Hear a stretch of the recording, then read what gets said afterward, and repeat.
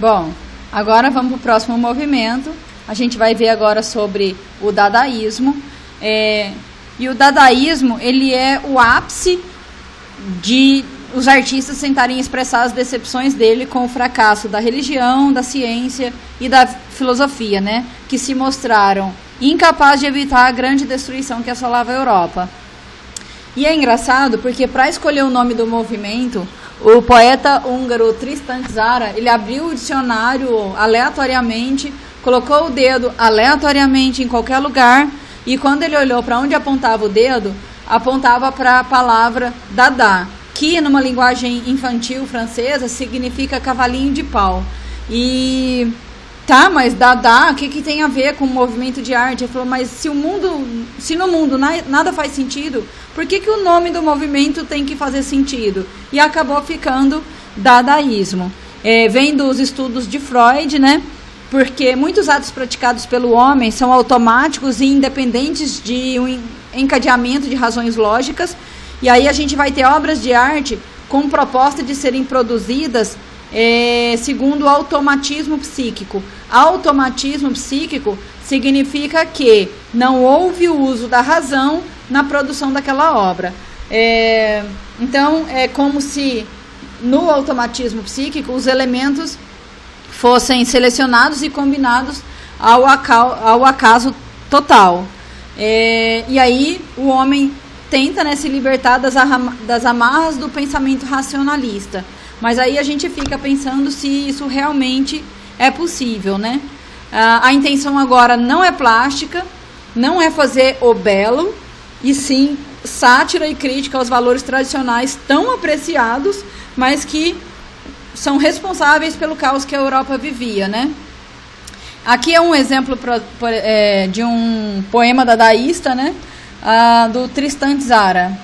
Pegar um jornal, pegue a tesoura, escolha no jornal um artigo do tamanho que você deseja dar ao seu poema, recorte o artigo, recorte em seguida com atenção algumas palavras que formam esse artigo e meta-as num saco.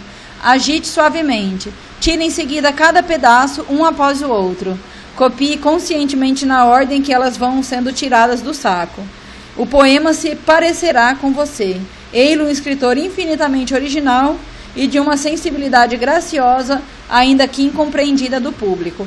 Tá, a proposta de fazer um poema assim é lá, interessante, audaciosa, ousada. Só que fazer isso de novo, né, como uma receita que toda vez que você quiser fazer um poema infinitamente original e sensível e gracioso, já não funciona mais, porque uma vez usado essa técnica, a segunda já não tem mais graça, né? Já não tem originalidade nenhuma, ousadia nenhuma, né? E aí perdeu o sentido. E aí a gente tem como um dos principais artistas desse período, o Marcel Duchamp, que ele fez essa obra, A Fonte. Essa obra é um ícone do período, né? E toda vez que a gente está no modernismo, mas toda vez que a gente fala de arte contemporânea, a gente tem que lembrar, abordar e citar essa obra, porque a gente chegou onde chegou na arte por causa dessa obra.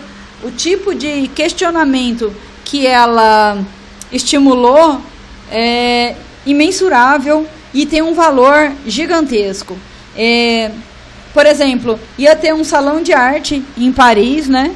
E os artistas iam enviando obras. Aqueles que já eram consagrados já tinham presença garantida. Os mais novos, né, que estavam começando, eles iam sendo avaliados e indicados, né, para participar ou rejeitados.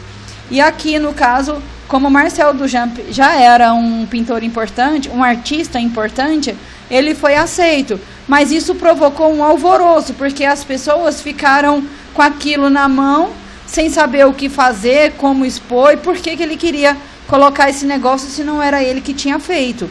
Ele pegou esse é um mictório, né? Pronto, não foi ele que fez, ele assinou um pseudônimo, datou, né, de 1917, e mandou ver na exposição. Então, causou um alvoroço muito grande, porque a partir daqui existe um questionamento, por exemplo, quem decide o que é bom e o que é ruim? No tempo que a gente está vivendo aqui em 1900 e pouquinho, onde a gente tem a arte contemporânea, que não segue mais padrões acadêmicos, como que eu vou decidir o que é melhor, o que é pior, o que é mais certo ou o que está errado? Então, através disso, ele provoca um questionamento muito importante.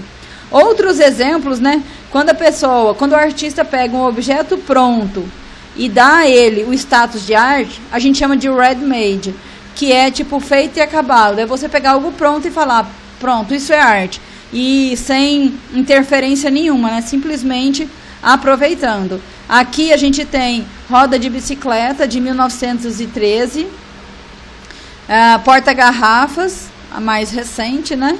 Um rumor secreto, e daí ele já começa a partir um pouco para uma possibilidade de interpretação ou de associações ilógicas. Aqui, Francis Picabia, ou Picabia, na pintura, também na proposta do automatismo psíquico e as associações ilógicas. Mulher monóculo, também. A Noiva, adoro A Noiva.